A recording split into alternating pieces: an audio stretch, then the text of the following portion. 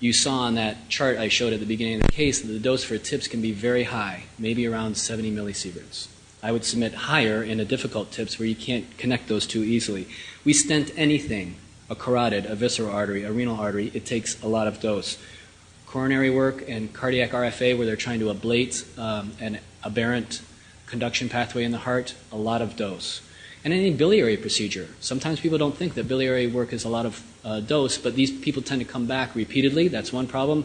And sometimes putting a biliary drain takes a lot of dose.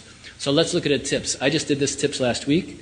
And the idea to orient you, this is the right side of the patient's supine. This is the hepatic vein which drains, and this is the portal vein which brings blood into the liver. That was done with CO2, so that's why it looks a little funny. This is a fluoro video clip. So once I got across, all I wanted to do was make sure I'm in the portal vein. That is the portal vein.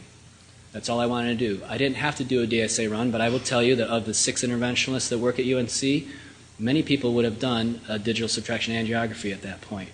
So now when do I need to really see what's going on? Well, now I put this catheter down that has centimeter marks on it, and I want to measure where the hepatic vein and the portal vein are, and measure, because I'm picking a stent that has to be exactly the right length.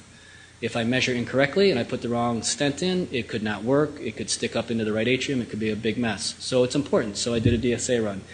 Now I'm deploying the stent. I know that the stent is right there. Why? Because I see it under live fluoro. I see it open up. You could probably barely see that if you can see it at all. I also can feel it because I flower it like the bell bottoms of your pants.